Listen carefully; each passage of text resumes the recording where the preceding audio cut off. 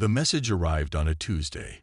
It came not as a beam of light or an advanced hologram, but as simple radio waves. Technology the aliens considered ancient. Earth's top scientists gathered in hushed rooms, translating what would become humanity's first contact with the stars. Jack Wilson stood at attention in his crisp Earth Defense Force uniform, trying not to fidget as world leaders debated who should represent humanity. At 42, with gray touching his temples and calm blue eyes, Jack wasn't the youngest or the brightest, but he understood people. When they finally called his name, he wasn't surprised. The aliens wanted a military representative, and Jack's steady hand had guided Earth through numerous crises. "Captain Wilson, you will depart in 3 days," the Secretary General said. "Make us proud."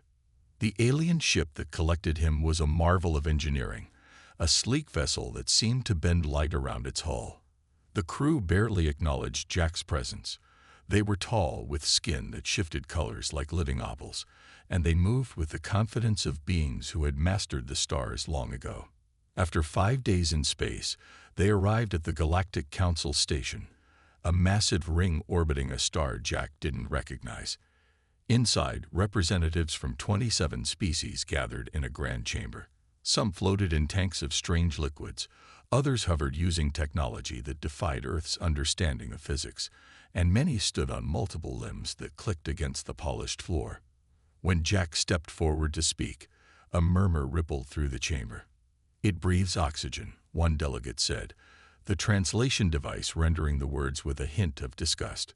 "Look at the muscle mass required just to stand," another commented. "So inefficient." Jack cleared his throat. "On behalf of Earth and humanity, I extend friendship and hope for mutual." "It communicates through air vibrations," interrupted a being composed of what looked like flowing mercury. "Primitive." The council leader, a towering figure with 4 arms and skin like burnished gold, held up a hand for silence. "Human, your species has been observed for some time. You have achieved spaceflight and basic atomic manipulation. But you remain fragile. Your bodies break easily. Your lifespans are brief. Your reliance on specific atmospheric conditions is limiting." Jack stood straighter. "With respect, we have overcome many challenges." "Yes, yes," the leader waved dismissively. "All young species say this, but facts remain facts. Your bones can be broken with minimal force. Your skin tears from simple impacts. You require sleep for nearly 1/3 of your day. These are not characteristics of a species ready for true galactic participation." For 3 hours, Jack defended humanity's achievements while the council listed their weaknesses. Humans were too emotional, too warlike, too short-lived to understand cosmic principles, too physically vulnerable. In the end, the council granted Earth the lowest tier of membership, Class 5, reserved for species considered barely above non-sentient. They would be allowed limited trade rights, restricted technology transfer, no voting power. "Be grateful," the leader told Jack as the session ended. "Many species in your position receive no recognition at all." Jack's return journey to Earth felt longer than the trip out. He spent hours staring at the stars, wondering how humanity could prove themselves to beings who saw them as little more than clever animals.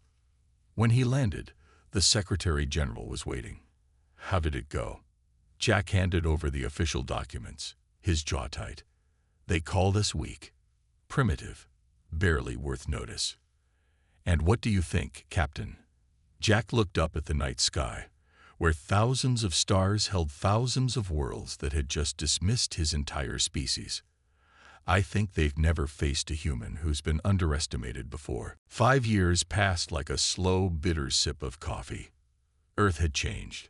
Small human colonies now dotted the nearby star systems, modest outposts on worlds no other species wanted.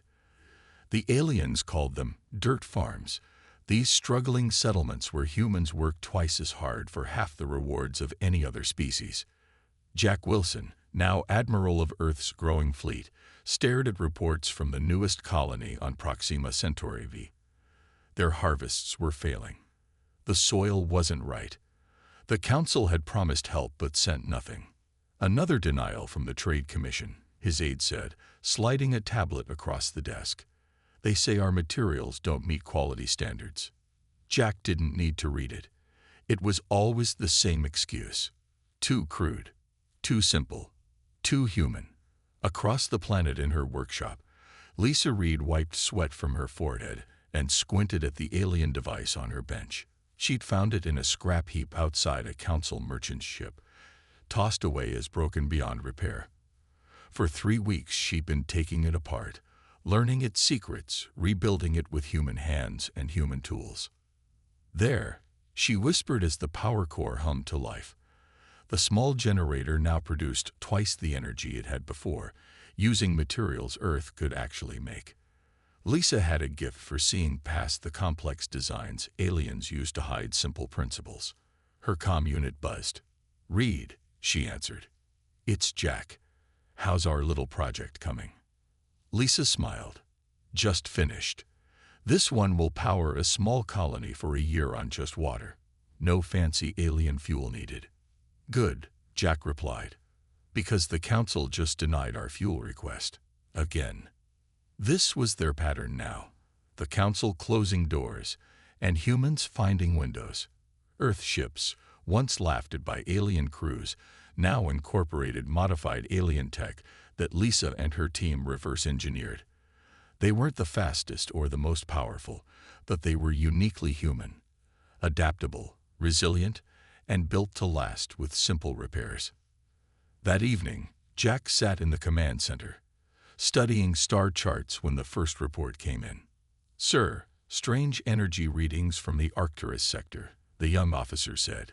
"Colonial outpost there says they've never seen anything like it." Jack leaned forward. "Show me." The display showed rippling waves of energy, like silk curtains dancing in space. Beautiful, but unfamiliar. "Have the council scientists commented?" "Yes, sir. They say it's a natural phenomenon. Nothing to worry about." Jack frowned. Natural phenomena didn't usually appear out of nowhere in well-mapped space. "Keep monitoring it," he ordered. 3 days later, similar energy patterns appeared near Taw Ceti. Then Wolf 359. Then Bernard's star. Each time, council scientists dismissed human concerns. "These radiation patterns occur naturally in maturing galaxies," the alien representative explained with the slow, patient tone reserved for children. "Your species simply hasn't observed them before." But Jack saw patterns the aliens missed or ignored. The anomalies weren't random. They were appearing along shipping lanes, near communication relays. They were spreading like ink drops in water, following paths of civilization. In her lab, Lisa analyzed data from the energy readings. "There's something odd about this radiation," she told Jack over a late-night call. "It seems to pass through most council species shielding like it isn't even there." "What about our shields?" Lisa hesitated. "That's the strange part. Our primitive, human-made shields actually block it. Not completely, but better than anything the council has." Jack stared out his window at the stars. "Run some tests on human tissue samples. I want to know how this radiation affects us compared to other species." "You think this isn't natural," Lisa said. It wasn't a question. "I think the council is too quick to dismiss what they don't understand." Jack's voice was quiet. "And I think they're too proud to see danger until it's staring them in the face." The next morning, energy anomalies appeared in 3 more systems, and for the first time, an outpost, not human, but council, went completely silent. The council sent 3 ships to investigate the silent outpost. Only one returned, its crew shaken and pale. The planet Duvan IV, once a thriving mining colony, was now covered in crystal formations that sparkled like diamonds under its sun. No survivors were found. The entire ecosystem had been transformed into these structures that seemed to pulse with inner light. Jack stood in Earth's largest meeting hall as the council representative. A tall blue-skinned being named Trell showed the images to Earth's leaders. "We believe this is a natural evolutionary process," Trell said. His 4 eyes blinked in sequence, a sign of discomfort that Jack had learned to recognize. Some planets undergo rapid mineral conversions. That's not what your own science says, Lisa challenged from her seat. She'd been invited as Earth's leading expert on alien technology. Planets don't transform overnight, and they don't convert organic matter to crystal. Trell's skin darkened, another sign of discomfort. The Council has seen many things in its long history. This will pass. But it didn't pass. 2 weeks later, another outpost went silent. Then a research station. Then a small colony world with 15,000 inhabitants. Each time, the same crystal structures appeared, growing like forests across once living worlds. In her lab, Lisa worked day and night analyzing the radiation patterns that always preceded the transformations. Jack brought her coffee and made sure she ate. "I've got something," she said on the 5th night, her eyes red from lack of sleep. She pointed to her screen where 2 data sets ran side by side. "Here's how the radiation affects Council species. Cell breakdown within minutes. Their genetic structure simply can't handle it. And humans." Lisa pulled up another chart. "We resisted. Not completely, but enough. I exposed human tissue samples to the radiation. After 24 hours, damage was minimal. Something in our DNA, our supposedly primitive DNA, neutralizes most of the effects." Jack remembered how the Council had mocked human biology. Too simple, they'd said. Too resilient in all the wrong ways. "Have you told the Council?" Lisa laughed bitterly. "I tried. Their chief scientist said my testing methods were flawed. Said I didn't understand the sophisticated nature of the radiation." The next day, energy anomalies appeared in the Sirius system, just 2 jumps from Earth. Jack called an emergency meeting with the planet's defense forces. "We need to prepare," he told the assembled officers. "Whatever this is, it's headed our way." On the main viewer, he showed the pattern of appearances, a clear path cutting through the galaxy like a knife. Earth lay directly in its path. "The Council still claims this is natural," General West asked.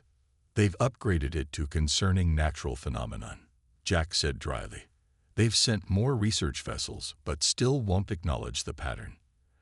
As they spoke, Lisa burst into the room, her tablet clutched in her hand. "It's not just radiation," she said breathlessly. "I've been analyzing debris from Dovan IV. The crystals aren't random formations. They're technology. Machines disguised as minerals."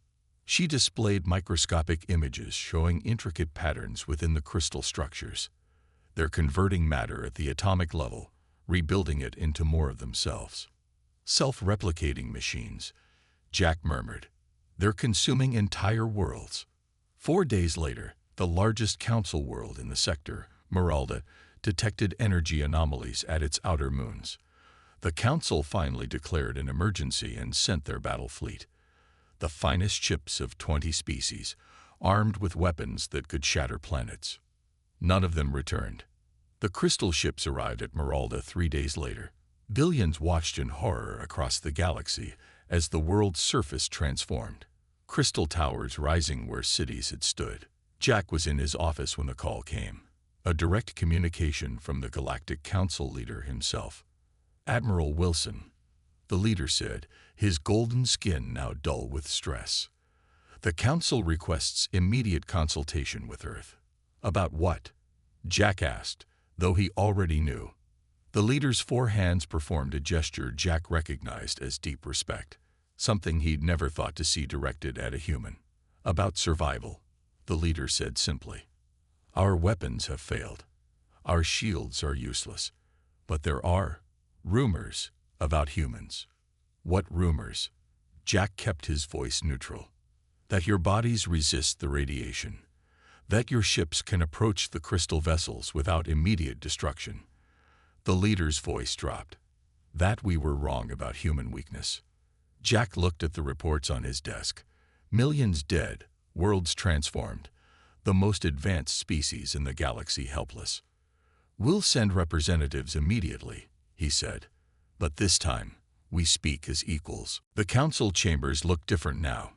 Gone was the polished grandeur, replaced by military maps and frightened faces. The crystal entities, now officially called the Harvesters by council decree, had taken 12 worlds in under a month. Billions of lives converted to shimmering crystalline structures. Jack sat at the main table, no longer relegated to the back as he had been years ago. Beside him sat Lisa, her data tablet spread before her.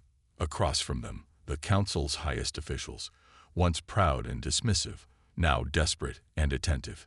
The Harvesters follow a predictable pattern, Jack explained, pointing to the star map. They send radiation waves ahead, then follow with their ships. Once a world is infected, it becomes a new base for them. Our best weapons did nothing, said the military commander, a reptilian being whose normally bright scales had dulled with stress. They absorb energy attacks and simply repair any physical damage. That's because you're fighting them wrong, Lisa said. She tapped her tablet, bringing up images of the radiation patterns. The key isn't in destroying them. It's in disrupting their conversion process. And for that, we need humans. The council leader leaned forward. Explain. Lisa showed molecular diagrams comparing different species. The radiation breaks down your cellular structures rapidly. That's why your people die within minutes of exposure. But human cells resist it. Something in our DNA, something your scientists called primitive and unrefined, neutralizes the effects. How long can humans survive the exposure? Asked a scientist. In our tests, up to 72 hours before showing serious effects, Lisa answered. More than enough time for combat operations. Murmurs spread through the chamber. The leader raised a hand for silence. What do you propose, Admiral Wilson? Jack stood. A joint fleet. Your technology, our people. We modify your ships to protect your crews from radiation using our shielding designs. Human teams lead the assault while your forces provide fire support from a safe distance. You would risk your people for worlds that aren't yours. The leader seemed genuinely confused. That's what humans do, Jack said simply. We help. The next 3 days were a blur of activity. Council engineers worked alongside Lisa's team, modifying 20 of their most powerful warships. Thousands of human volunteers came forward, soldiers and civilians alike. Jack insisted on leading the mission himself. On the day of deployment, the council leader personally came to the launch bay. He approached Jack, who was checking his combat suit one last time. Admiral Wilson, the leader said, his voice solemn. I wish to convey something. Jack looked up. Sir, an apology. The leader's 4 hands performed a complex gesture that Jack's translator explained meant deep remorse. We judged your species harshly. We saw your physical form and biological simplicity as weakness. We were wrong. Jack closed his helmet visor. Let's see if we all survive. Then we can talk about who was wrong. The human-led fleet jumped into the Proxion system, where the latest Harvester attack was underway. When they emerged from hyperspace, the view stunned even the battle-hardened humans. Crystal ships, massive structures that resembled jagged, translucent mountains, floated above the partially transformed planet. The radiation was so intense that the sensors on the alien ships immediately went dark, their crews forced to retreat to the shielded areas. Only the human crews remained at their posts, protected but still able to function. All ships, form up, Jack ordered from the command vessel. Remember the plan. Get close, deploy the disruptors, then get out. Lisa's voice came through on a private channel. Jack, I'm getting strange readings from the largest crystal ship. It's changing its pattern. They've noticed us, Jack realized. They're adapting. The lead harvester ship turned, its crystalline surface rippling like water. For the first time since they appeared, the harvesters seemed to hesitate, sensors prodding at the approaching human-led vessels. They're confused, Lisa said, excitement in her voice. They can't understand why their radiation isn't working on us. Jack gave the order. All ships, full advance. Let's show these crystal bastards what humans can do. The fleet surged forward, weapons hot. For the first time since the harvesters appeared, they'd retreated from an attack. The crystal ship nearest to Jack's vessel actually backed away, its surface pulsing rapidly. An alien voice came through the command channel. It was the council scientist aboard one of the support vessels. "Admiral Wilson," she said, awe in her voice. "You've done what 20 species with advanced technology couldn't do. You've made them afraid." Jack watched as the harvesters continued to pull back. "No," he corrected. "We've done what every so-called primitive species does when pushed too far. We've evolved to survive." Word spread quickly across the galaxy. Humans had driven the harvesters away from a planet. It wasn't a complete victory. The crystal ships had retreated rather than been destroyed. But it was the first time anyone had stopped their advance. The Council moved with unprecedented speed, something Jack had never thought possible from the slow, deliberate alien government. Ships arrived from all corners of the galaxy, bringing technology and resources. And most surprising of all, they'd brought respect. In the main Earth laboratory, Lisa worked with a team of the galaxy's greatest scientific minds. She stood at the center of the room, directing alien scientists who once would have dismissed her as primitive. "The human genetic structure is the key," she explained, displaying a hologram of DNA. "Something in our evolution created resistance to the exact type of radiation the harvesters use. We need to synthesize this property and incorporate it into weapons." A tall, willowy alien with 6 limbs, the Council's leading geneticist, peered at the display. "Remarkable. Your DNA contains redundancies and junk sequences we eliminated from our genomes millennia ago. Yet these crude remnants seem to be exactly what neutralizes the harvester radiation." Lisa smiled. "Sometimes the most important things are the ones you throw away." On the other side of the planet, Jack oversaw the creation of Earth's first true battle fleet. Council engineers integrated their advanced technology with human designs, creating hybrid ships that combined alien speed with human durability.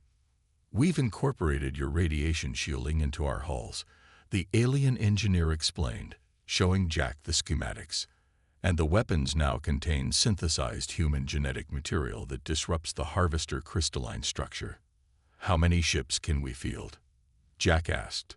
50 within 2 weeks, 200 by the end of the month." Jack nodded. It wasn't the thousands the Council had once commanded, but it was a start. "And how many worlds have we lost in the meantime?" The engineer's face darkened. 7 more.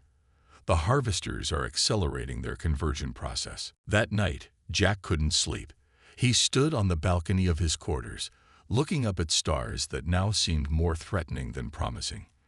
Lisa joined him, her hands stained with the blue fluid used in alien laboratory equipment. "We made a breakthrough," she said, her voice tired but excited. "The genetic weapon works. It doesn't just stop the conversion, it reverses it." Jack turned to her. "You mean we can take back the planets they've taken?" "Maybe. We need to test it on a larger scale first." She leaned against the railing beside him. "The Council scientists keep asking me how humans developed such resistance. I told them it was because we evolved on a dangerous world with radiation, predators, and disease. We had to become tough just to survive." "And what did they say to that?" Lisa laughed. "They said maybe they should have spent less time eliminating imperfections from their species and more time adapting to them." 2 days later, the first human-led battle group was ready. 20 ships, crewed by humans, and protected Council species working together. Jack took command of the flagship himself, with Lisa on board to monitor the genetic weapons. Their target was Dovan IV, the first world the harvesters had taken. Intelligence suggested it was now a major conversion hub, producing new crystal ships from the planet's resources. As they approached the system, Jack addressed the fleet. "This isn't just about saving the galaxy. It's about proving that sometimes what others see as weakness is actually strength. Our primitive bodies, our crude technology, our simple minds. These are the very things that will save us all today." The fleet dropped out of hyperspace directly above Dovan IV. The planet below shimmered with crystal structures like a giant geode cracked open. In orbit floated 5 massive harvester ships, each the size of a small moon. Alarms blared immediately as the radiation washed over the fleet. On the council ships, alien crew members retreated to their protected inner chambers, leaving humans to operate the external systems. All ships deployed genetic disruptors, Jack ordered. Target the smallest harvester first. The weapons fired, streams of modified human genetic material, accelerated to near light speed. When they struck the crystal ship, the effect was immediate and stunning. The crystalline surface began to bubble and dissolve, like ice under a blowtorch. "It's working," Lisa shouted, watching the readings. "The genetic material is breaking down their structure." The harvester ship tried to retreat, its once beautiful surface now pitted and dissolving. The other crystal vessels moved to intercept, but they were too late. The damaged ship collapsed in on itself, shattering into millions of crystalline fragments. For a moment, there was silence on the bridge. Then cheers erupted. Human and alien voices joined together in triumph. "One down," Jack said, his eyes fixed on the remaining ships. A galaxy to go. 3 months passed in a blur of battles and victories. With each world they reclaimed, the humans and their council allies grew stronger. The harvesters, once unstoppable, were now in retreat. Worlds that had been transformed into crystal forests were slowly returning to life as the genetic weapons reversed the conversion process. Jack stood on the bridge of his flagship, now called Humanity's Pride by the Council races. The view screen showed the latest liberated world, Telvin, where crystal spires had once dominated the landscape. Patches of green were now visible. The planet was healing. "Admiral, we've detected a large harvester fleet gathering at these coordinates," his second-in-command reported, highlighting a region of space near the galactic core. "Intelligence suggests it's their main force." Jack studied the data.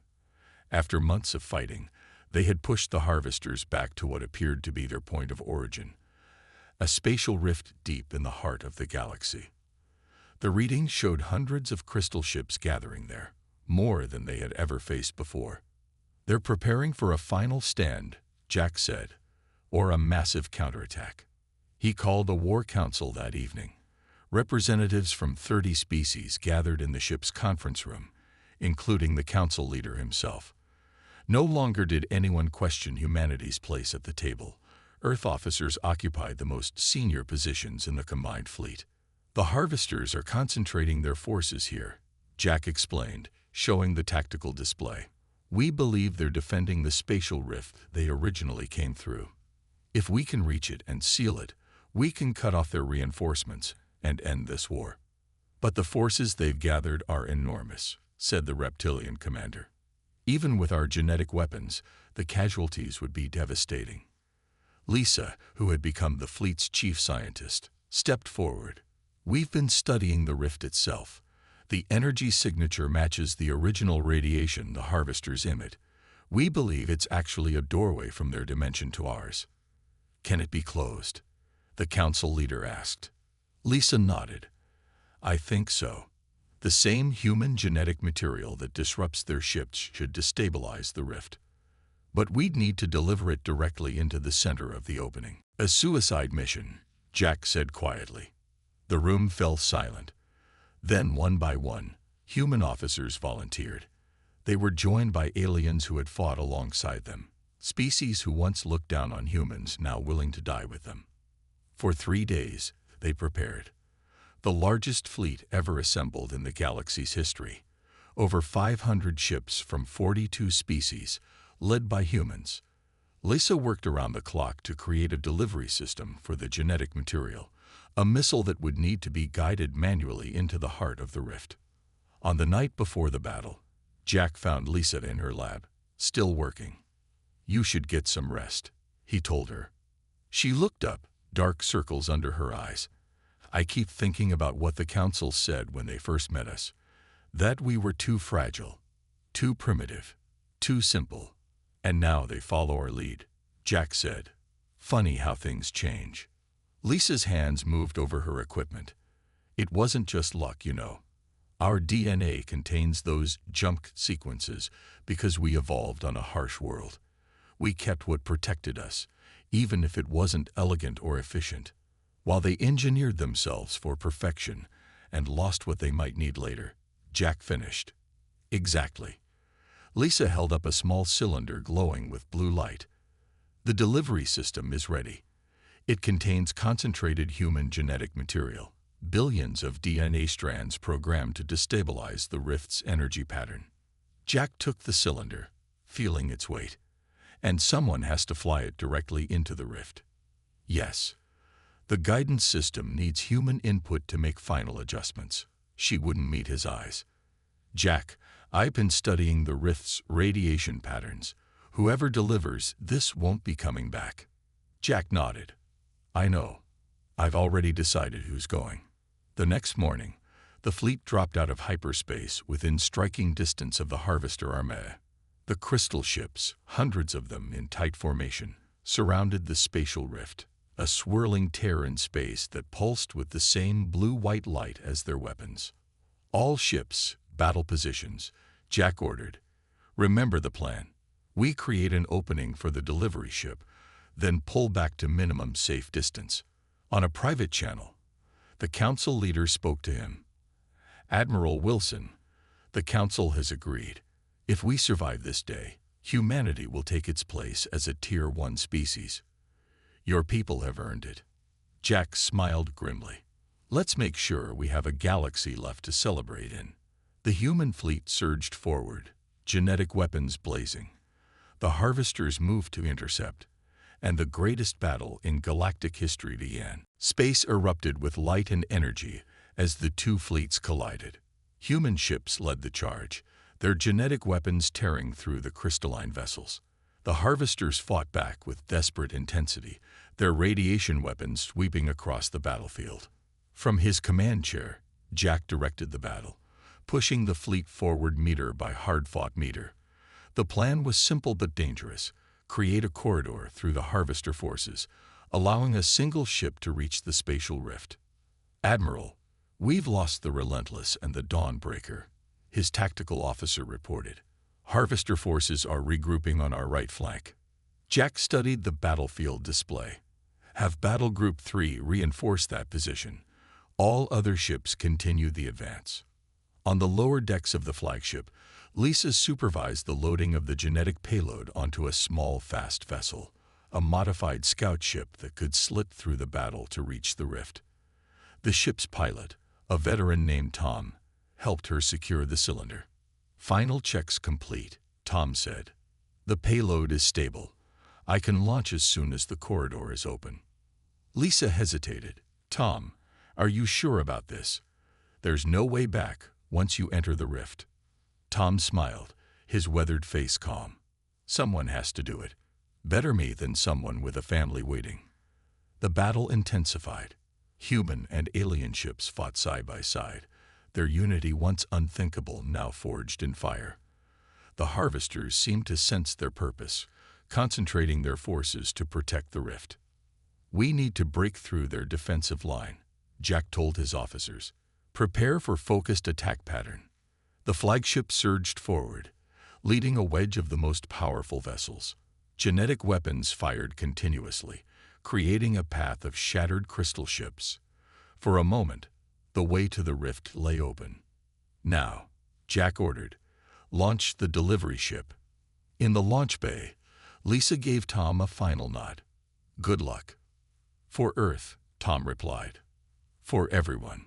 The small ship shot from the bay, accelerating rapidly toward the gap in the harvester lines. Crystal ships moved to intercept, but the main fleet kept them occupied, fighting with everything they had. On the bridge, Jack watched the delivery ship's progress. Status. He's almost through their lines, the tactical officer reported. 80% of the way to the rift. Then disaster struck. A damaged harvester ship, its crystal structure collapsing, drifted into the delivery ship's path. Tom tried to evade, but the impact was inevitable. His ship spun wildly, engines damage. We've lost guidance control. Tom's voice came through, static-filled. I can still reach the rift, but I can't guarantee precise delivery of the payload. Jack's hands tightened on his chair. Without precise placement, the genetic material wouldn't close the rift. The mission would fail, and the war would continue. I'm going, Jack said suddenly, rising from his chair. His officers stared at him. Sir, Tom's ship can reach the rift, but someone needs to guide the payload manually. Jack headed for the door. Take command, Colonel. If this works, get our people home. Jack, wait. Lisa's voice came through the comm. I'm closer to the launch bay. I can reach an escape pod and dock with Tom's ship. That's an order, Lisa, Jack said firmly. The fleet needs you alive. I need you alive. Before anyone could protest further, Jack reached the nearest escape pod. The small vessel shot from the flagship, racing toward the damaged delivery ship. Tom had managed to keep it moving toward the rift, but the navigation systems were failing. The pod docked with the damaged ship. Jack climbed aboard, finding Tom slumped in his seat, injured but conscious. Admiral. Tom looked up in surprise. What are you doing here? Getting you out of here, Jack said, helping Tom into the escape pod. I'll take it from here. As the escape pod detached, Jack took the pilot's seat. The rift loomed ahead, a swirling tear in space that pulsed with otherworldly energy. Behind him, the battle continued, humanity and its allies fighting to give him this chance. Jack activated the ship's communication. This is Admiral Wilson. I'm approaching the rift with the payload. Lisa's voice came through, tight with emotion. Jack, the rift's radiation will be fatal within seconds. I know, he said softly. Worth it, though. The council leader's voice joined the channel. Admiral Wilson, your sacrifice will not be forgotten. Jack guided the damaged ship directly toward the heart of the rift. As he crossed the threshold, the radiation alarms screamed warnings.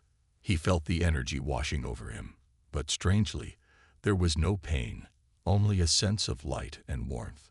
With steady hands, he positioned the genetic payload and activated it. The cylinder opened, releasing billions of human DNA strands into the rift's energy field. It's done, he transmitted. Get our people to safety. The reaction was immediate and spectacular. The rift's energy pattern destabilized, the swirling opening beginning to contract. On the fleet's sensors, the effect was clear. The doorway between dimensions was closing. The harvester ships, suddenly cut off from their home dimension, began to lose coherence. Their crystal structures dimmed and then started to dissolve. As the rift collapsed around him, Jack smiled. His last thought before the light took him was of Earth, not as it was, but as it would be, a respected world. A leader among the stars, a place that had proven strength came in many forms. The galaxy would remember the humans who saved it. The species they once called weak had become their greatest heroes.